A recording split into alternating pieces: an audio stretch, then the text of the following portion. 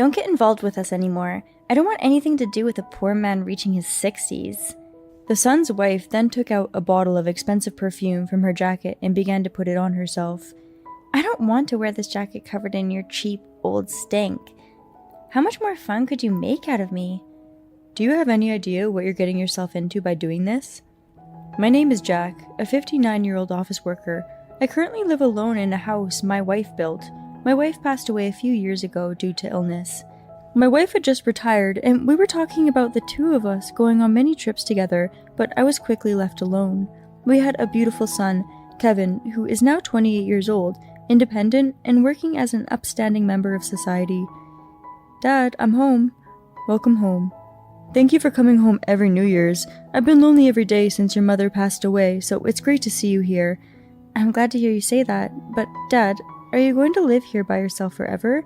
I know that this house is full of memories with Mom, but it is getting old, and I think you should buy a new house.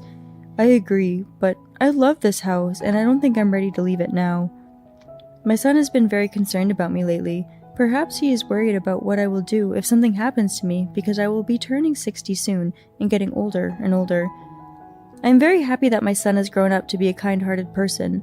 However, in this day and age, there are many people who are healthy, even at an advanced age. I am still on the young side. I'm still healthy, and my mind is still sharp. If you bring home a wife, I'll think about it, I teasingly said to my son.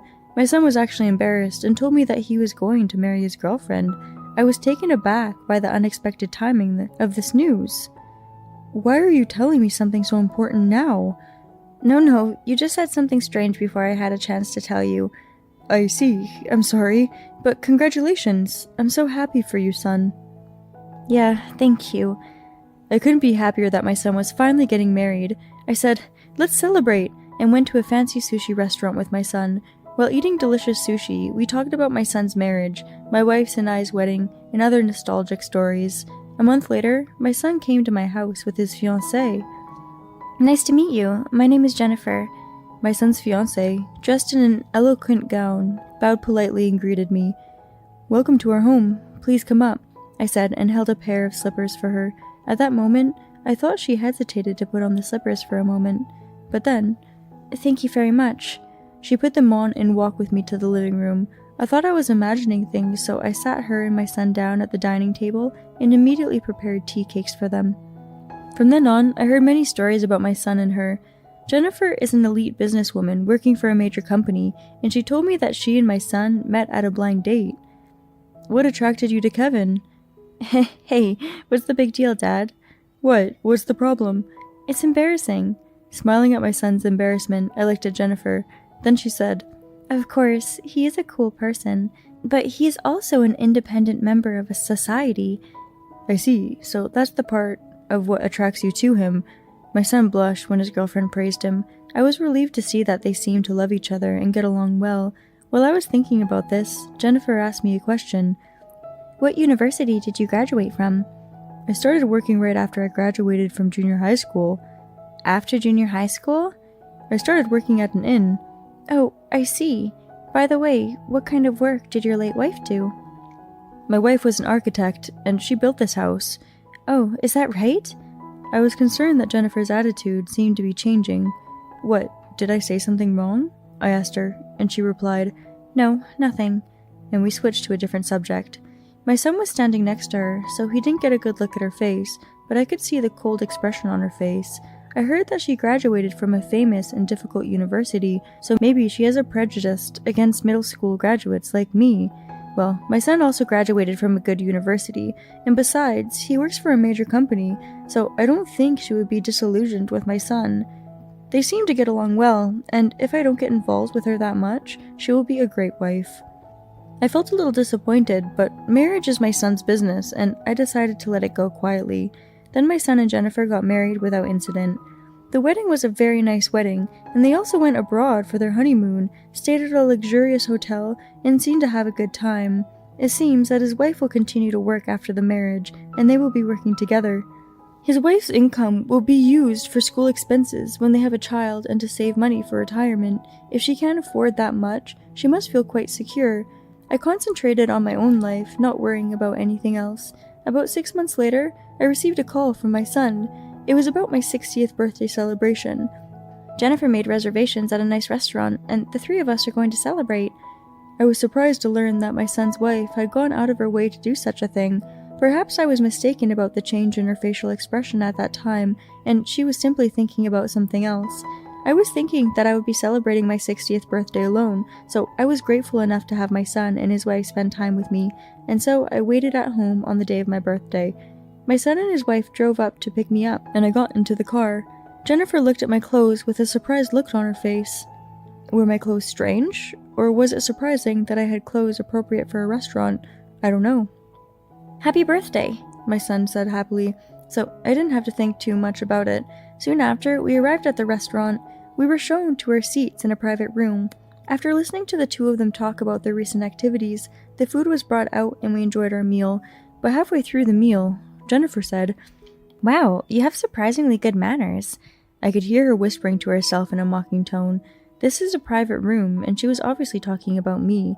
I decided not to pay attention for now and concentrated on my meal. Later, a dessert plate with a message to celebrate my 60th birthday, which my son had ordered from the restaurant in advance, was brought out. My son then presented me with a red-collared branded bag as a gift to celebrate my 60th birthday. I was so happy that I was a little teary-eyed. "Thank you."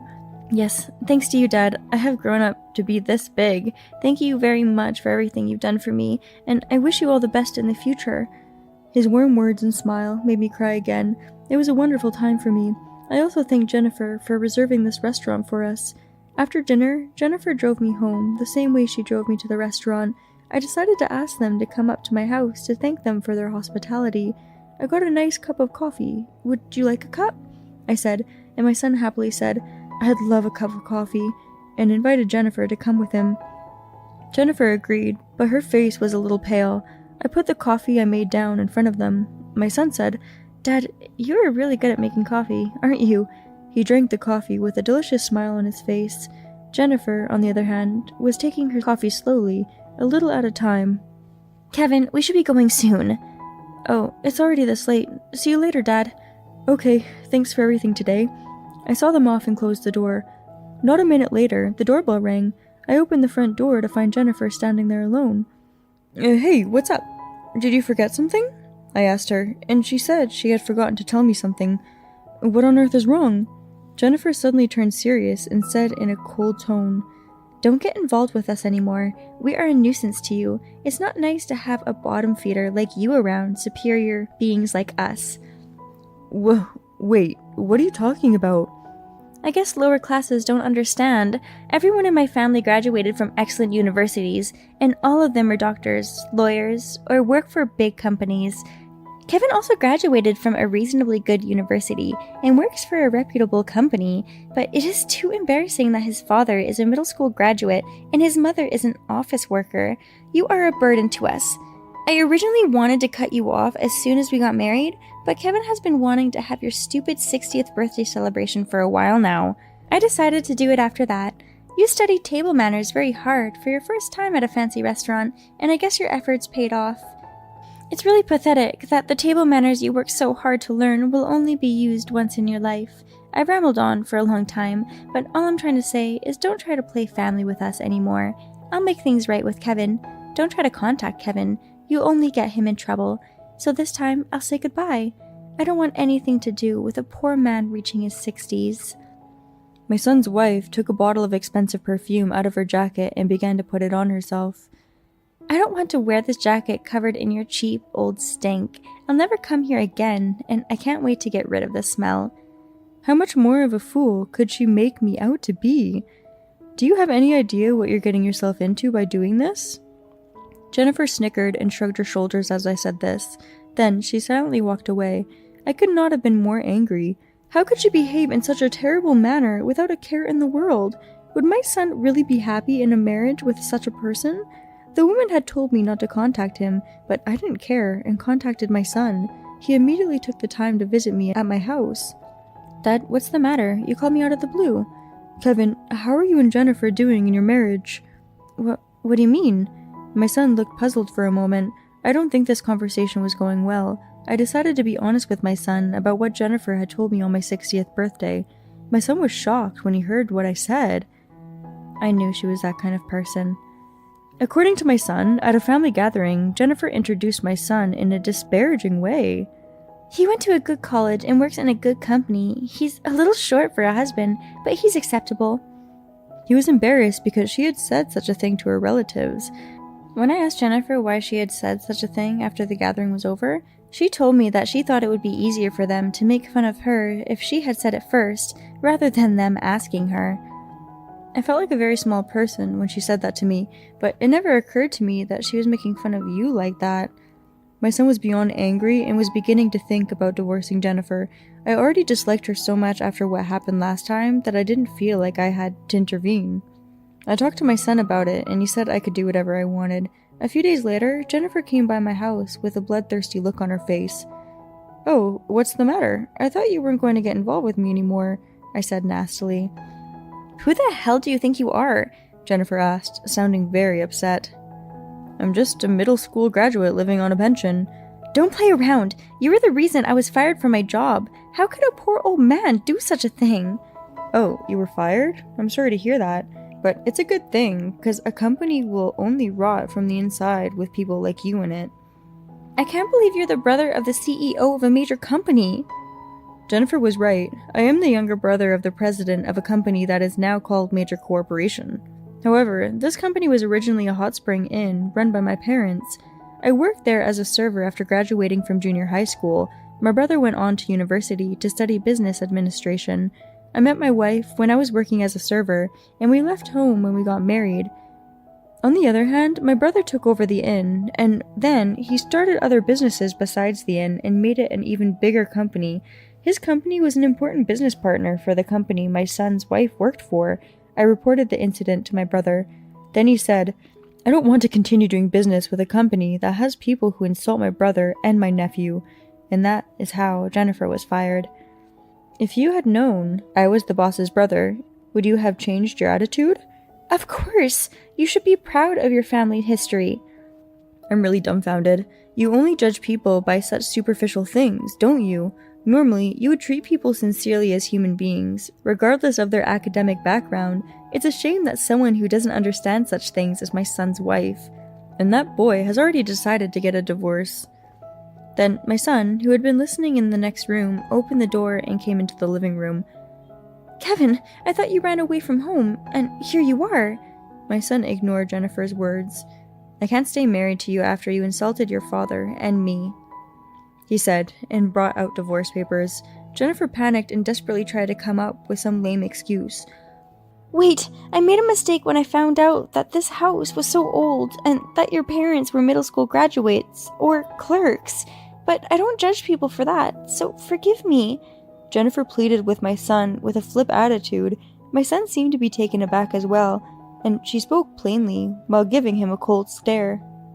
"Let me correct you. My mom was not a clerk. She was the one who does the designing. She worked for a big construction company after college. She was a first-class architect, so I guess she made pretty good money." "A first-class architect?" "I was allowed to do everything I wanted to do and go to school without any inconvenience, so we didn't come from a poor family like you say. I don't really care about that. I love my father and mother regardless of their status, wealthy or poor. No matter how old this house is, I continue to live in it because it is the house with memories of my mother and father. It is impossible to continue married life with someone who does not understand that kind of family bond. Get the hell out of here, and we're getting divorced."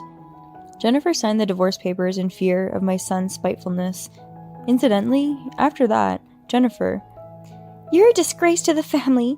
Getting fired from your job and becoming unemployed?" Jennifer's parents disowned her. My son happened to come across a convenience store where Jennifer was working, and he saw her being told off by a high school student. It didn't matter what your educational background was. I was relieved that my son grew up to be a child who understands such things. After the divorce, my son came back to our house and we started living together. After my son passed away, I was still somewhat lonely, so I'm glad that my son came back. I will probably have to leave home when my son gets married again, but until then, I will enjoy the time we spend together as father and son.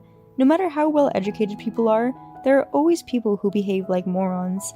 Still, I question your character if you can say such horrible things to your husband's parents. I think that your son was right to divorce such a woman. I am glad to see your son has grown up to be a fine adult. I hope you and your son will enjoy your life together for a long time. Thank you for watching. How did you like today's story? Please subscribe to our channel. See you in the next story.